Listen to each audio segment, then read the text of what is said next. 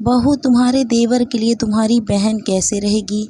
समधन जी, काजल बहू की छोटी बहन के लिए जहाँ पर उसके रिश्ते की बात चलाई वहाँ से कोई जवाब आया?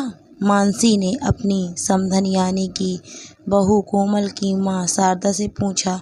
हाँ समधन जी, अभी थोड़ी देर पहले ही उन लोगों से बात हुई। उन लोगों की दहेज की मांग इतनी लंबी चौड़ी है कि हम लोगों को तो सपने में भी नहीं पूरा कर सकते हैं। आपको तो हमारी स्थिति के बारे में अच्छी तरह से पता है।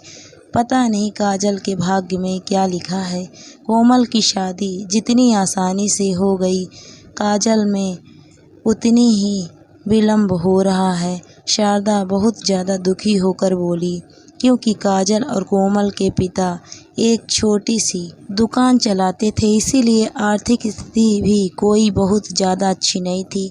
कोमल को तो मानसी ने सामने से ही अपने बेटे के लिए मांग लिया था।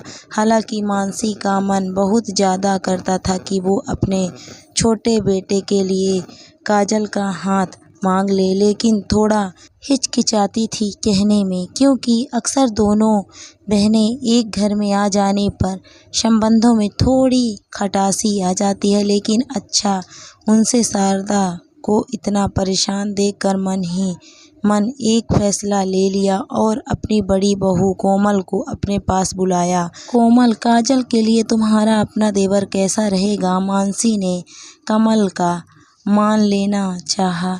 सचमुच मम्मी जी, आप इस रिश्ते के लिए तैयार हैं? मैं तो खुद चाहती थी कि काजल मेरी देवरानी बन जाए, लेकिन हिचक की वजह से नहीं कह पा रही थी। ये तो आपका बड़प्पन है कि आपने हमारे मम्मी पापा की परेशानी के बारे में सोचा, वरना कितनी जगह काजल की बात चल चुकी है।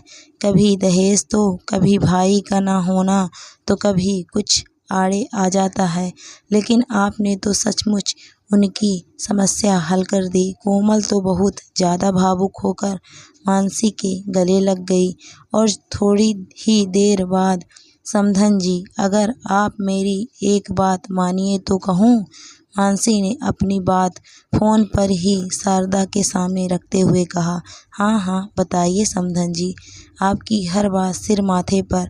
शारदा मानसी से हुलस कर बोली, क्योंकि वो मानसी का बहुत ज़्यादा सम्मान करती थी। आजकल के समय में कोई कहाँ बिना दहेज के शादी करता है। समधन जी, मैं कह रही हूँ कि काजल को भी हमारे घर की बहू बना दीजिए। मुझको तो वैसे भी काजल बहुत पसंद है, और एक दो बार मैंने शशांक से इस बारे में बात की तो उसकी हिचकिचाहट से महसूस हुआ कि वो भी शायद काजल को पसंद करता है, और आज तो कोमल ने भी हाँ कर दी। मानसी अपनी बात रखते हुए बोली, अरे समधन जी, इससे अच्छी बात तो कोई हो ही नहीं सकती। सोचा तो मैं भी कई बार, लेकिन हिचक के वजह से नहीं कह पाई।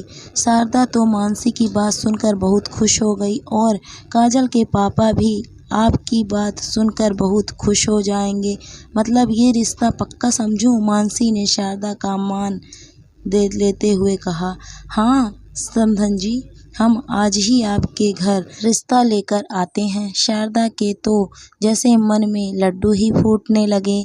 जब काजल और शशांक ने सुना तो उनके खुशी की सीमा ही नहीं रही, और कोमल अपनी सासू माँ के आगे तो नतमस्तक हो ही गई, क्योंकि उसकी सासू माँ ने उसके माता पिता को बहुत बड़ी जिम्मेदारी से मुक्त जो कर दिया था।